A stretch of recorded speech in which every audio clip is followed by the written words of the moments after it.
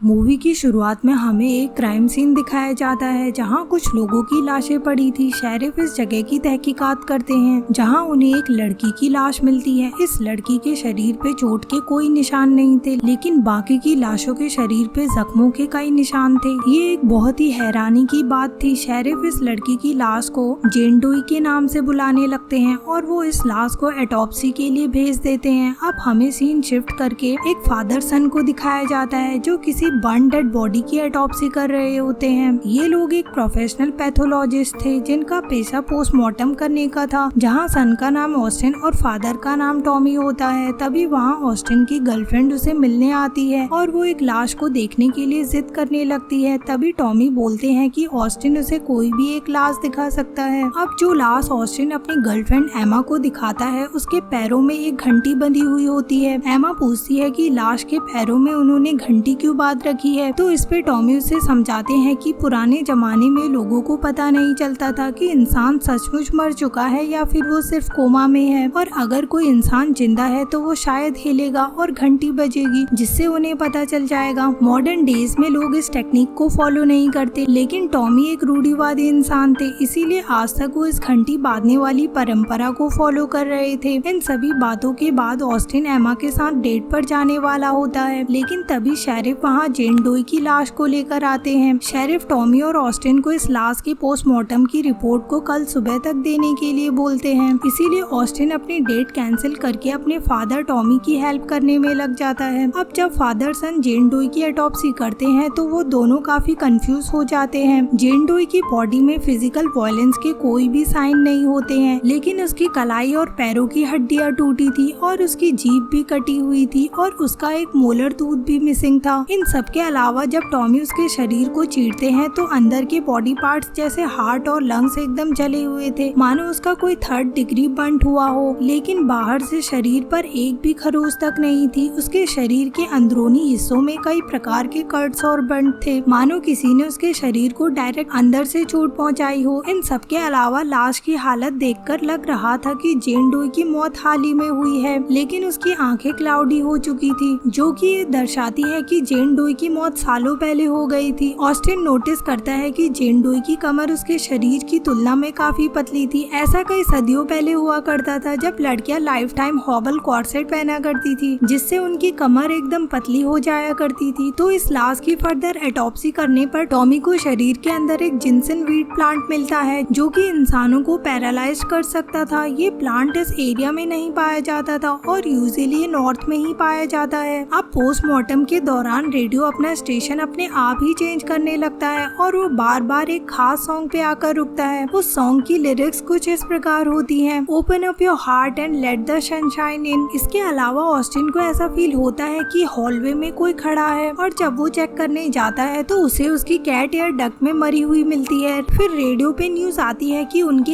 Area में आज एक भयंकर तूफान आने वाला है। ऑस्टिन टॉमी को बार बार बोलता है कि वो आगे की ऑटोप्सी कल भी खत्म कर सकते हैं, लेकिन टॉमी इस काम को आज ही खत्म करने की जिद पे अड़े रहते हैं। तो ऑटोप्सी में आगे बढ़ने पे उन्हें ये पता चलता है कि जेन डोई की मिसिंग मोलर टूथ एक कपड़े में लिपटी हुई उसके पेट के अंदर है और उस कपड़े पे रोमन न्यूमरल्स लिखे होते हैं। और जब टॉमी जेन डोई की स्किन को उसकी बॉडी से अलग करते हैं तो उसकी स्किन के अंदरूनी भाग में भी कुछ रिलीजियस सिंबल्स और न्यूमरल्स बने हुए थे। इस सीन को देखकर ऐसा लगता है मानो किसी ने उस पर ब्लैक मैजिक किया हो, लेकिन आखिर कोई स्किन के अंदर कैसे लिख सकता है। तभी अचानक उस कमरे की सारी लाइट्स फट जाती हैं और वहाँ पूरी तरह से अंधेरा हो जाता है। जब वो लोग बैकअप लाइट चलाते हैं तो वो देखते हैं कि जेन डोई की डेड बॉडी को छोड़कर उस मॉर्ग की सारी डेड बॉडीज गायब हो चुकी थी। इस बीच टॉमी पर एक अनजान स्पिरिट हमला कर देती है। वो दोनों फादर सन वहाँ से निकलने की सोचते हैं, लेकिन घर की लिफ्ट जाम हो जाती है और एग्जिट डोर भी तूफान के कारण पेड़ गिरने से बंद हो चुका था। ऑस्टिन और टॉमी समझ जाते हैं कि जेन डोई के अंदर कोई स्पिरिट है, इसीलिए वो उसके शरीर को जलाने की कोशिश करते हैं। इसी दौरान जेन डोई की डेड बॉडी में आग लग जाती है, लेकिन ये आग तुरंत ही पूरे रूम में फैल जाती है, जिसके कारण ऑस्टिन फायर एक्सटिंग्विशर का प्रयोग करता है। जब आग बुझती है तो सरप्राइजिंगली जेन डोई की डेड बॉडी बिल्कुल भी जली नहीं होती। तभी अचानक एलिवेटर के अंदर पावर आ जाती है और दोनों फादर सन लिफ्ट के अंदर भागते हैं। लिफ्ट के अंदर जाने के बाद उसके डोर को बंद करने की कोशिश करते हैं। तभी उन्हें बेल बेल की आवाज सुनाई देती है और ये वही बेल होती है जो लाशों के पैरों में बांधी जाती थी। और टॉमी अंधेरे में एक लाश को उनकी तरफ आते हुए देखते हैं। तभी घबराकर वो उस लाश पे एक कुल्हाड़ी से हमला कर देते हैं और जब ऑस्टिन बाहर निकलता है तो वो देखता है कि वो कोई लाश नहीं बल्कि उसकी गर्लफ्रेंड एमा थी, जो कि उसे ढूंढते हुए वहाँ पर आई थी। एमा यहाँ पर मर चुकी थी। ऑस्टिन ये सब देखकर काफी रोता है। वो लोग अब समझ चुके थे कि जेन डोई उन्हें भी जान से मार डालेगी और इसीलिए वो एक बार फिर से ऑटोप्सी वाले कमरे में जाते हैं ताकि उन्हें जेन डोई के बारे में कुछ और बातें पता चल सके। तो ऑटोप्सी के लास्ट फेज में जब ऑस्टिन जेन डोई के ब्रेन सेल्स को चेक करता है तो वो उन सेल्स को एक्टिव पाता है, जिसका मतलब था समहाउ जेन डोई अब तक जिंदा थी, क्योंकि किसी भी इंसान की मौत के साथ ही उसके ब्रेन के सेल्स इनएक्टिव हो जाते हैं। उसके पेट पे मिले कपड़े को फर्दर एग्जामिन करने पे उन्हें वहाँ लेविटिकस 20 का रेफरेंस मिलता है, जो कि बाइबल में विचेस को कंडेम करने के बारे में है। यहाँ सन 1693 का जिक्र किया गया था, जब नॉर्थ में मैसेच्यूसेट्स में स्लेम्स विचेस ट्रायल चला करती थी। इन ट्रायल्स में मासूम लड़कियों को विचेस करार देकर उनको अजीब तरीके से टॉर्चर किया जाता था। तो इन सब के बारे में पता लगने के बाद टॉमी समझ जाते हैं कि जेन डोई भी उन्हीं मासूम लड़कियों में से थी जिनके ऊपर 1693 में ट्रायल हुआ था और अब वो सचमुच में एक विच बन चुकी थी जो कि अपना बदला चाहती थी। मतलब जेन डोई का शरीर 1693 से आज तक एक मृत अवस्था में पड़ा था, लेकिन असल में ये एक जिंदा शैतानी शरीर था। अब क्योंकि फादर और सर ने इस शरीर का पोस्टमार्टम कर दिया था, इसीलिए वो बदले में उनके शरीर पे ऐसे ही जख्म देने वाली थी। टॉमी तुरंत ही जेन डोई के शरीर से बोलता है कि तुम मुझे मार डालो लेकिन मेरे बेटे ऑस्टिन को छोड़ दो। ऐसा बोलने की ठीक बाद टॉमी की कलाई और पैर की हड्डियां बिल्कुल उसी तरह से टूट जाती हैं जैसे जेन डोई की लाश की टूटी हुई थी। फिर उनके शरीर में वही सारे जख्म आने लगते हैं जो इन्होंने उस लाश को दिए थे पोस्टमार्टम के दौरान। अब दूसरी तरफ जेन डोई की लाश अपने आप ही हील कर रही थी। टॉमी अपने बेटे ऑस्टिन को उन्हें मार डालने को बोलता है ताकि उनका दर्द खत्म हो जाए और ऑस्टिन रोते रोते अपने पिता को मार देता है। फिर वो वहाँ से भागने की कोशिश करता है लेकिन उसे एक आवाज सुनाई देती है। आवाज का पीछा करने पर उसे अपने पिता की शव फिर से दिखाई देती है। इस दृश्य को देखकर ऑस्टिन बहुत ही ज्यादा डर जाता है और उसका पैर स्लिप हो जाता है और वो ऊपर से नीचे गिर जाता है, जिस वजह से उसकी भी ऑन द स्पॉट मौत हो जाती है। अगले दिन शेरिफ घर में आते हैं और वो एक बार फिर से कंफ्यूज हो जाते हैं क्योंकि ये क्राइम सीन भी बिल्कुल मूवी के पहले क्राइम सीन की तरह था, जहाँ 4 लाशें थी। 3 लाशों को देखकर ऐसा लग रहा था मानो उन्हें बेरहमी से मारा गया हो और जेन डोई की लाश एकदम फ्रेश लग रही थी, जिस पर एक खरोच तक नहीं थी, मानो उसकी ऑटोप्सी स्टार्ट भी ना हुई हो। जेन डोई इन तीनों को मारकर अपने शरीर को पूरी तरह से हील कर चुकी थी। तो इसके बाद जेन डोई की लाश को दूसरे प्रोविंस में ऑटोप्सी के लिए भेजा जाता है, जहाँ एम्बुलेंस के रेडियो में फिर से वही गाना बजता है, open up your heart and let the sunshine इन। इसके बाद कैमरा जेन डोई के पैर की तरफ जाता है, जहाँ उसकी पैर की उंगली हिलती हुई दिखाई देती है और मूवी इसी सीन के साथ यहीं पे एंड हो जाती है।